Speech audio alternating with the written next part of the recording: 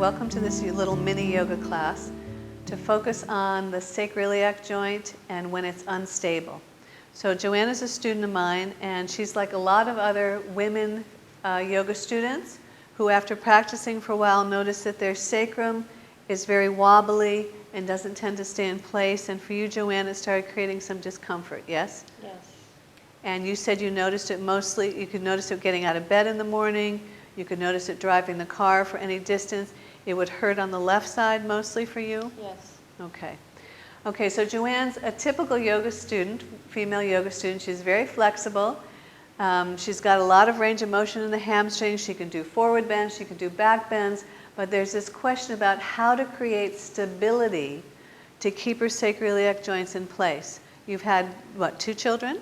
Yes. Okay, so 2 pregnancies. Pregnancies can sometimes be a challenge and create some of this instability, but also sometimes a yoga practice, a vinyasa flow, if you don't have the awareness of how to stabilize your body, can lead to some problems with the SI joint. Okay, so we're going to work a little bit today. Joanne, if you would take the block and place it between your feet. Let's place it tall and stand on either side of the block. So we're going to begin with Tadasana. So press your big toes into the block and press the big toe to the floor. Now let your heel come and touch the inside edge of the block also. The block is there between the feet to help us create some resistance so we can understand how to wrap the skin of the legs, the flesh and skin. So we're going to micro bend the knees and look to see if the knees track straight ahead to the second and third toe. Yeah. From there now, already there's a slight turning in of each knee. Can you see how the kneecap is turning in just so slightly? So you need to practice turning your top shin back, turning the top of the kneecap back, and turning your outer top thigh back. So you're turning the skin of the leg out, knees straight ahead, and then slowly straighten the legs, pressing your heels into the ground. Yes. Now there should be a feeling when you wrap the skin to the sides, you wrap the top thigh back, that there's a compacting in from the outer hip. Yes. Okay, we're in agreement. Now take the weight into the heels, so extend the sole of the foot forward and pull the top of the foot backward so that you feel the heels root firmly into the ground. Notice that Joanne's kneecaps are lifted, so she's got the action of 2 actions, turning the skin of the thigh and shin out, and the second action of taking the skin from the little toe to the big toe and hugging the brick with the big toe mound.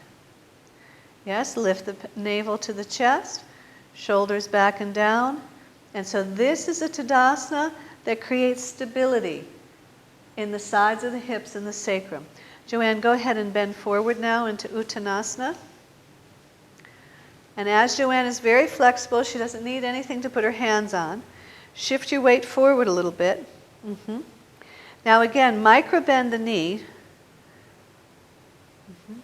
So there's a tendency for the shin to press back. So with the knee micro bent, turn the flesh of the shin, the flesh of the thigh out.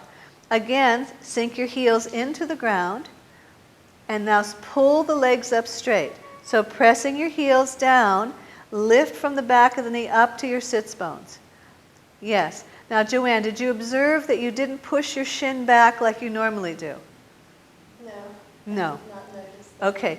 So you want to keep the shin, the belly of the shin slightly forward. Pull up from the back of the knee.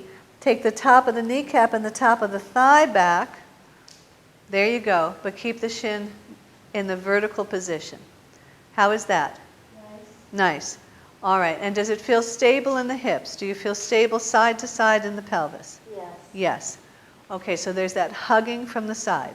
All right, inhale and come up.